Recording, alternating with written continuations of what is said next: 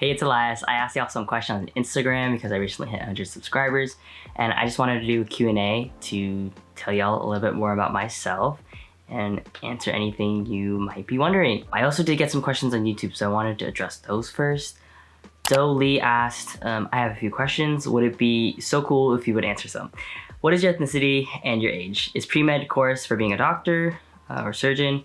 What kind of meetings do you do? And do you usually study and do work at home? I am enjoying your vlogs. Thank you for asking that, and thanks for watching my vlogs. I'm glad that you're enjoying them.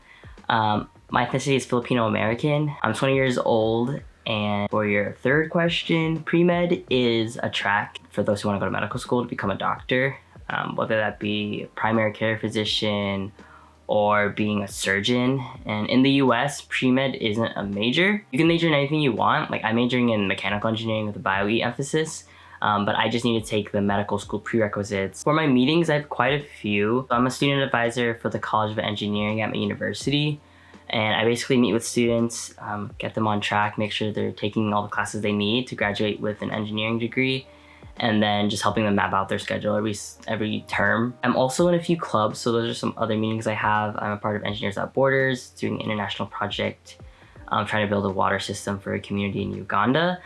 I'm in the Asian Pacific Student Alliance. There are a few others that I'm in, but those are like the bigger ones.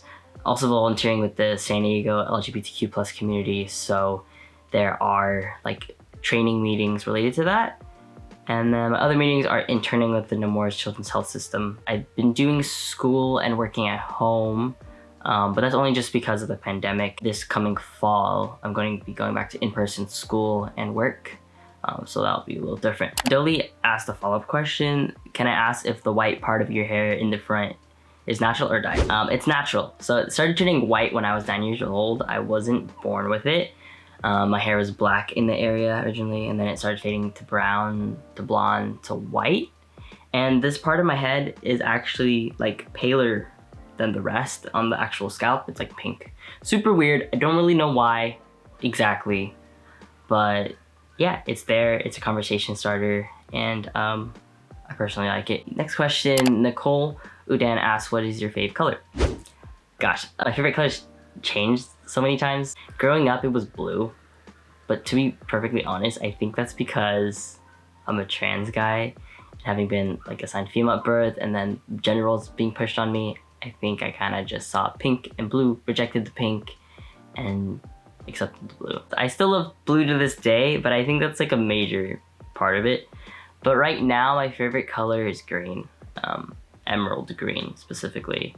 JS.Valdez asks, what are your career goals? I'm trying to get into medical school once I graduate from engineering. And then I know I want to work with the LGBTQ+ population and work on that kind of care, especially gender affirming care. But right now, I'm really interested in reproductive endocrinology and infertility. And what I'm hoping to do is use engineering to make innovative assistive reproductive technology, which would help reach health equity when it comes to having a family, especially for those who are LGBTQ+. Anjali.Savanandan asked, favorite thing to do to decompress and relax? Yeah, it's pretty simple for me. It's just like binging Netflix or YouTube, mindlessly scrolling on social media, just taking a break and literally doing nothing with my brain is what helps me relax. If I'm feeling anxious though, I more so would probably like want to clean and do laundry. Just anything to tidy up my space helps to just filter my brain out and just clear up my mind. That also includes like doing things like personal skincare, grooming. Another question here, what's on your bucket list? I really want to visit all the Disney parks in the world. I'm a big Disney fan. I usually have my Winnie the Pooh stuffed animals behind me, but I'm in like a virtual internship right now, so I kind of like put them away for now. I know, kind of lame, but yeah, just to keep my background a little bit more distraction free. If you were a Disney princess, who would you be? This is a bit of a kind of a given. I'd say Mulan, because not only am I Asian, but I was assigned a female at birth and I'm masculine presenting. Not to assume that Mulan is like not a woman and that she's like somewhere else on the gender spectrum. But yeah, I resonate with that theme, whether or not that was intended. What have been your favorite things to do while recovering?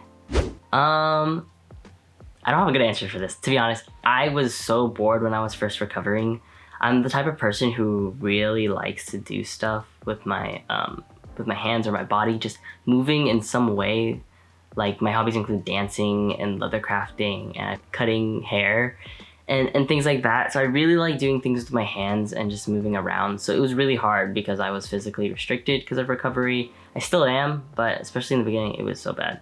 So again, I was just watching Netflix and YouTube.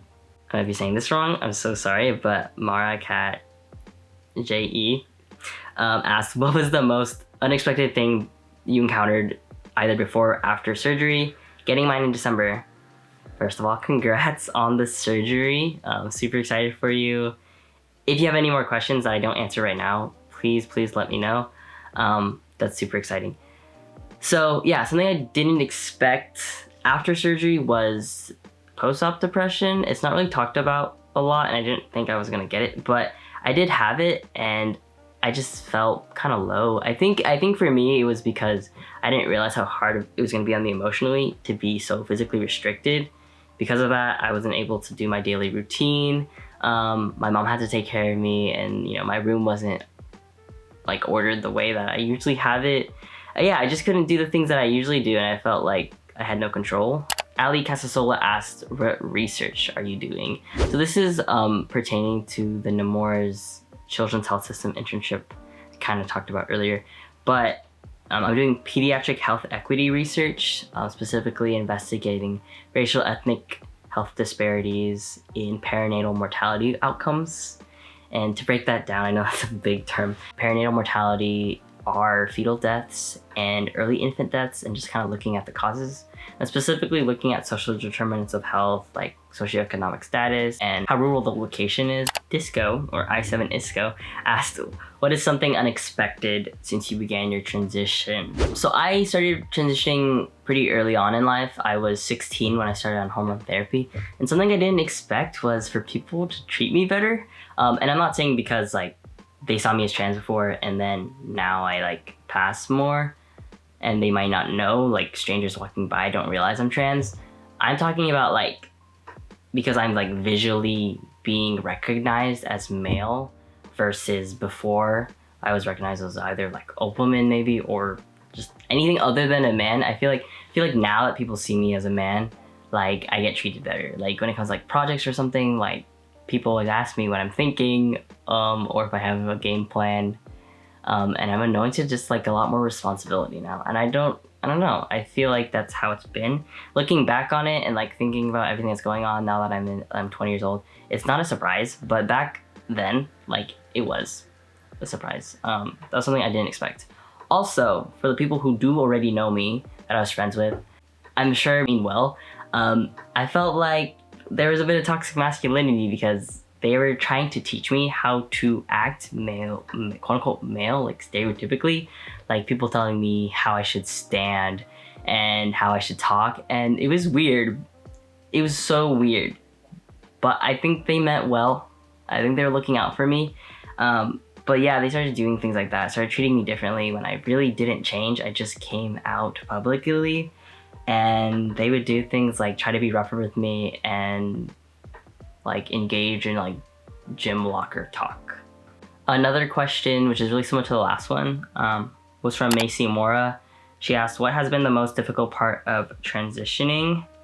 And I think most people would say losing people here, but I thankfully, for the most part, had really great people in my life who have been supportive of me from day one before I transitioned, and that didn't change much after I came out. So I'm really thankful for that. I know not everyone has that. So for me personally, I think it's hard to choose one thing, but I think some of the hardest things would be one, wanting to be open with my advocacy and activism and with documenting my transition, but also avoiding where I give people the opportunity to ask invasive questions about what's in my pants or something like that, or just put myself in danger if someone doesn't agree or isn't a fan of people being trans.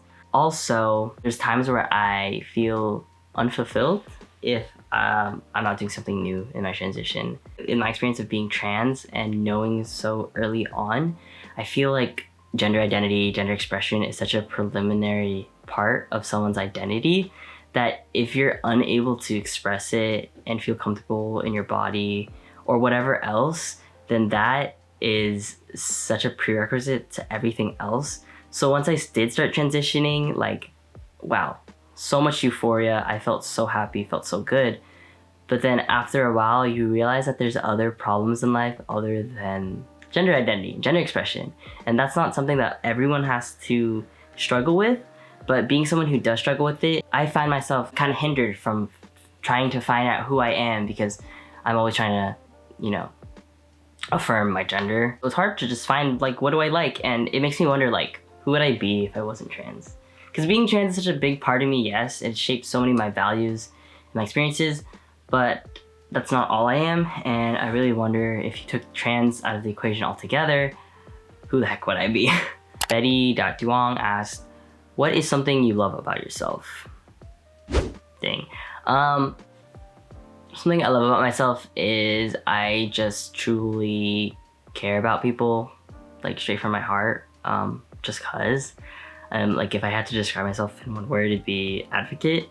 That can be tiring sometimes, but for the most part, for me personally, advocating for people is what keeps me fulfilled and what keeps me going. So yeah, that's all the questions I have for today.